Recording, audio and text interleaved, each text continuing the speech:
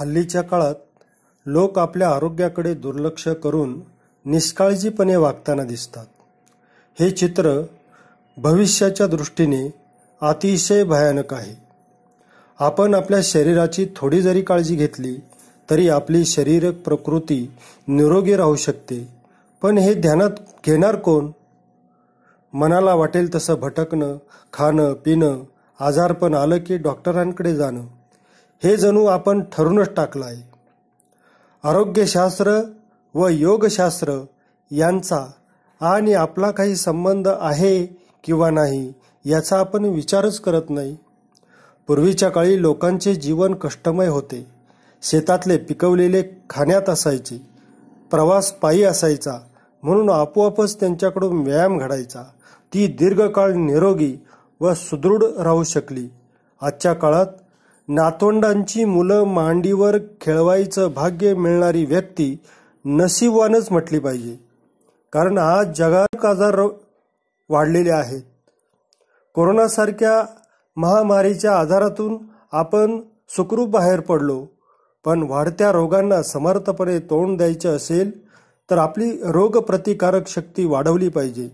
त्यासाठी कष्टाच्या कामाबरोबर आम्ही चालणे, पोहणे, सायकल चालवणे, फिरणे तसेच योगासनं केली पाहिजेत. योगशास्त्र हे भारताने जगाला दिलेली एक अनमोल देणगी आहे. आज जग या योगशास्त्राचा अभ्यास करून निरोगी जीवनाचे महत्त्व समजून घेत आहे. उत्तम आरोग्याचे खूप फायदे आहेत. सतत कार्यरत राहण्यासाठी आपले शरीर निरोगी असावे.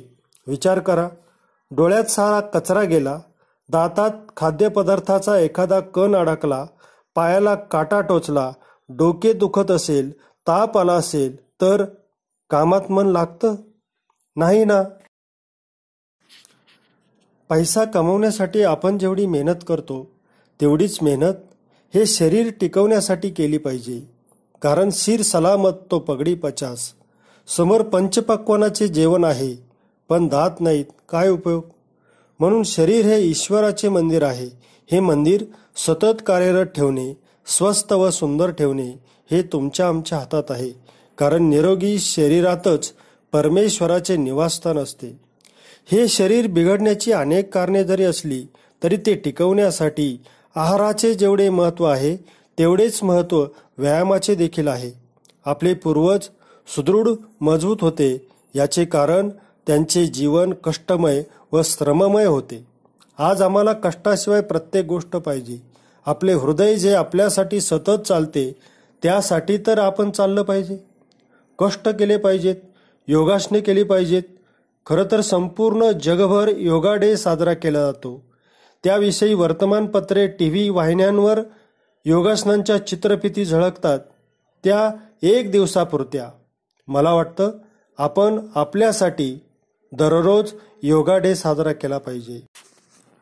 मला वाटतं आपण आपल्या वयासाठी जी योगासने योग्य आहेत ती केली पाहिजेत.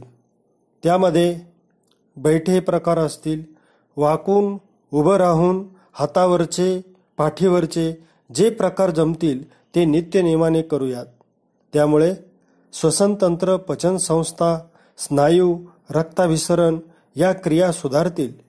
तसेच दररोजच्या कामातून, खेळातून घाम गळेल एवढ्या वेळा कोणतेही कष्टाचे काम केले व त्यात सातत्य ठेवले तर योगा व व्यायामासारखा दुसरा डॉक्टर नाही.